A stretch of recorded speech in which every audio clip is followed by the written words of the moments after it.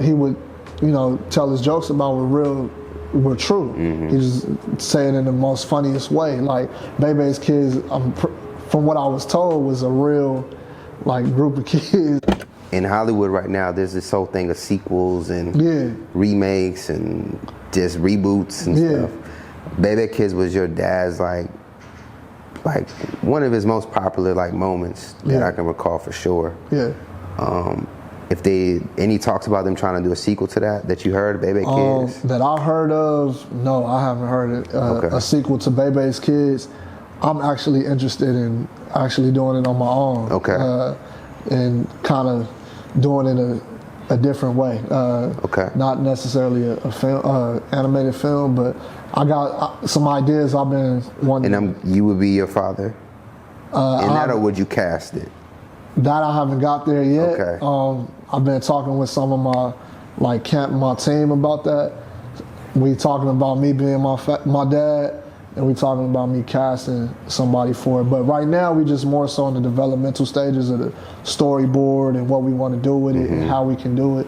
But I haven't. It's nothing set in stone yet. Right, but I definitely it's something that it's on my heart to bring back. Not just for him, but for the culture. You know what I'm saying? I didn't realize how big BEBE's Kids was until I became an adult and you start using the internet and was like, whoa, this was in damn near every black person's home. Not even black, every home, period. For sure. So I definitely want to do something with that. Yeah.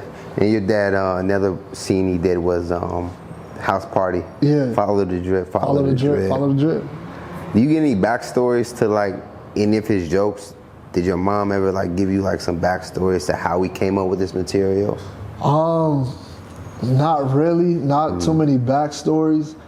She did tell me how he would come up with jokes and that he would always call her and kind of working on her, and if she's dying laughing, he's like, okay, it's a hit.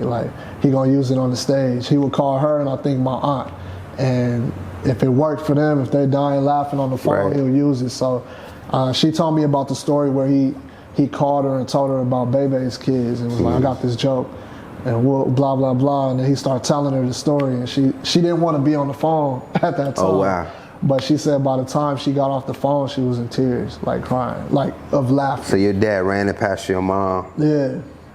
She gave the reaction he wanted. Yeah. And he thought it was solid. Yeah. And then we get BEBE Kids, the joke, and then the movie. And a lot of the stuff that he would, tell his jokes about were true.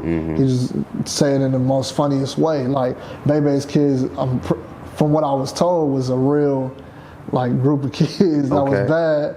And there was a lady, I don't think her name was Jamaica, but who played that role. Even the Black Airline, I don't know if you heard about that joke. He has a joke where he talks about he was in first class, I think, going to New York, and the lady said, "Hey, we don't serve colored people."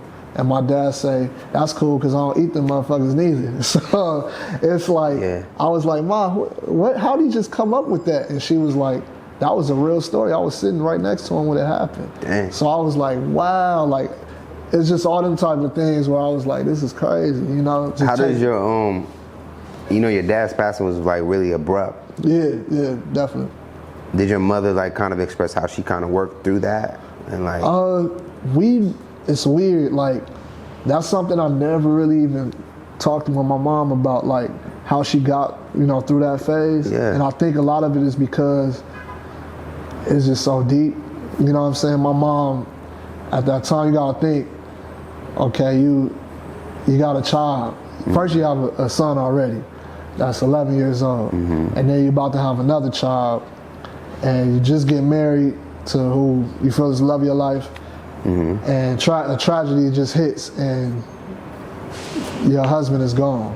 Right. While you got this seed in you, and you gotta stay strong, not just for this one that's a living, but what's inside of you too. And then you gotta think of, okay, I gotta raise this kid and really make sure he's good, because the world is crazy, you feel me? Right. I never really asked her that because I just felt like it was just too deep.